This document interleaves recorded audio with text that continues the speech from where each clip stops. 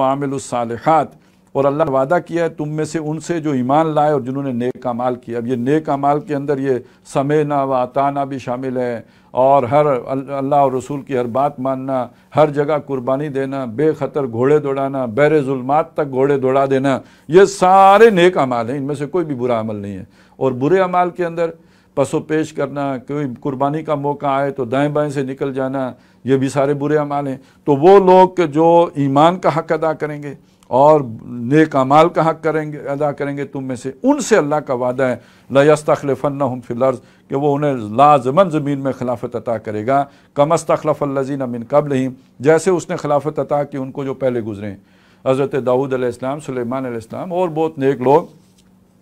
अब ये जो वादा है ये मुसलमानों से किया जा रहा है अब सूरह नूर में, और इसमें फिर इसका मतलब ये हुआ कि अभी वो बात मुकम्मल नहीं हुई है, अभी होना है, और ये हुआ है सुलह हुदैबिया के मौके पे। और इसका जो सबसे पहले तो दौर है इसका, वो नबूवती का दौर रहा, और नबी सल्लल्लाहु अलैहि वसल्लम के बाद अल्लाह का ये वादा किसके हक़ में पूरा हुआ? हज़रत अबू बकर सिद्दीक़ के हक़ में रज़ी अल्लाह तआला अन्हु, हज़रत उमर के हक़ में रज़ी अल्लाह तआला अन्हु, हज़रत उस्मान के हक़ में रज़ी अल्लाह तआला अन्हु, हज़रत अली के हक़ में रज़ी अल्लाह तआला अन्हु। और ये वो लोग हैं कि जिनके साथ अल्लाह का ये वादा पूरा हुआ। तो जब ये वादा पूरा, या तो ये कहा जाए कि ये वादा पूरा ही नहीं हुआ, फिर तो कोई कहे कि जी ठीक है, लेकिन अगर हम मानते हैं कि ये वादा अल्लाह ने पूरा किया, तो जिन लोगों को फिर अल्लाह ने ये काम जो है सौंपा है, तो उनमें तो फिर ये दोनों शर्तें बदरजाए कमाल मौजूद थीं, तो तब अल्लाह ताला ने उनको इस मनसब पर फाइज किया है, और ये ताज उनके जो है वो सर पे सजाया है, और ये तमगा उनके सीनों पे रखा है, सजाया है। तो ये समझ लीजिए ये बहुत अहम आयत है इस एतबार से। और दूसरा ये कि ये दो शर्तें पूरी होने ही पर यह खिलाफत मिलती है, उसके बगैर नहीं।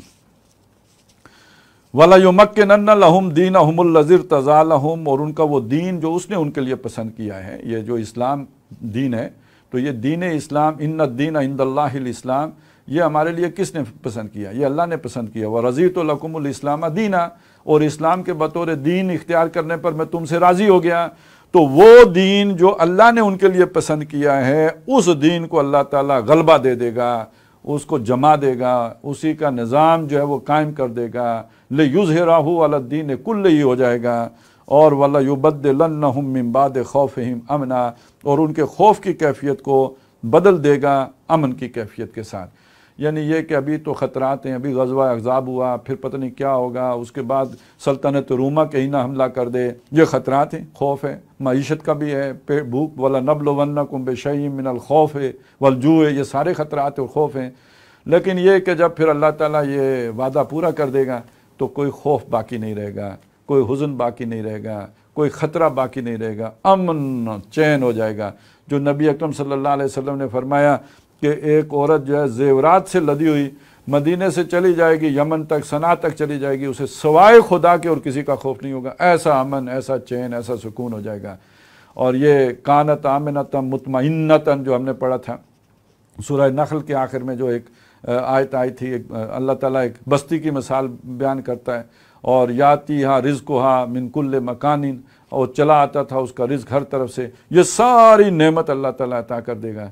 तो अब जब बेफिक्री हो जाएगी, अब देखिए कोई खौफ नहीं किसी का कि वो सताएगा ईमान लाने के नतीजे में, कोई खौफ नहीं किसी का कि उसके नतीजे में कोई भूख है, कोई प्यास है, तो ये सारा अमन हो गया, चैन हो गया, दीन ऊपर गालिब हो गया, छत इस्लाम की पड़ गई है। अब उसमें जो है दीन पर अमल करना आसान है, बल्कि बेदीनी मुश्किल हो गई है। और ये कि उसके साथ साथ ये कि एक जो वाकई यानी ये मावरतन नहीं हकीकतन अब जो रियासत है, जो हुकूमत है, वो माँ जैसी है, इतना माँ ना ख्याल करे जैसी वो रियासत ख्याल करने वाली है अपने शहरियों का। तो अब बेफिक्र हो के या बुदून अली, वो मेरी ही बंदगी करेंगे। और आज के दौर में ये बात याद कर लीजिए, आज के दौर में से मराद ये है मोहम्मद रसूलुल्लाह सल्लल्लाहु अलैहि वसल्लम जिस दौर में आए हैं उसमें आज का दौर भी शामिल है। इस दौर में कामिल बंदगी मुमकिन ही नहीं है जब तक कि खिलाफत का निज़ाम ना कायम हो जाए। पहली बात यह, दीन पूरा, उसकी सारी हदायत तो नाफिज नहीं हो सकती जब तक कि वो ना आए, ये पैकेज है, पैकेज। दूसरी बात यह कि एक फ़र्द अगर उस पर चलना भी चाहे, नमाजें पढ़ लेगा, ठीक है, रोज़े रख लेगा, सूद से बच सकेगा, बेहयाई से बच सकेगा, ये जो अभी हम सारा कुछ पढ़ रहे हैं इस पर कौन अमल करेगा, कैसे होगा?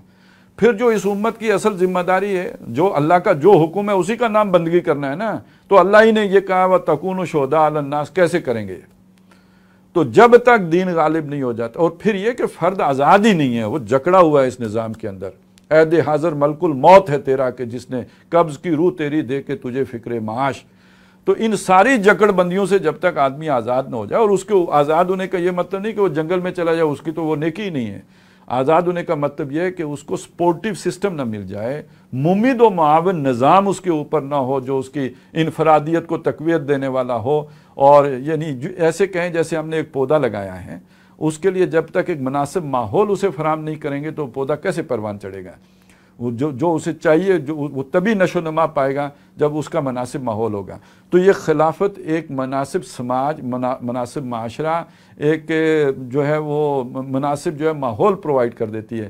ایک بندے کی انفرادیت اب صحیح رخ پر پروان چڑھتی ہے، اس کی خودی کی جو ہے نا وہ صحیح رخ پر نشو و نما ہوتی ہے، وگرنہ مرجھا کے رہ جائے گا، بندہ بھی مرجھا کے رہ جائے گا، خودی بھی مرجھا کے رہ جائے گی. تو یہ میری ہی بندگی کریں گے، یہ تبھی ممکن ہوگا، خالص بندگی، کہ جب پورا نظام اس بندگی کے نظام کو سپورٹ کر رہا ہو، اس کا ممید و معاون ہو.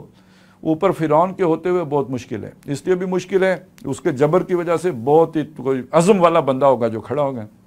اور آج کے دور میں تو بالکل ناممکن ہے کہ جتنا عزم مرضی بھی کر لیں، لیکن یہ کہ بہرحال آپ جا کے آٹا تو کہیں سے خریدیں گے نا، اس آٹے میں بھی پیچھے سود اگلا دے کے آیا ہوگا، وہ پیسے بھی آپ نے دینے. آپ تو سمجھیں گے یہ اس کی قیمت یہ ہے، لیکن اس قیمت کے یہاں تک پہنچنے میں سود کا دخل شامل ہوگا تب وہ یہاں تک پہنچی ہے.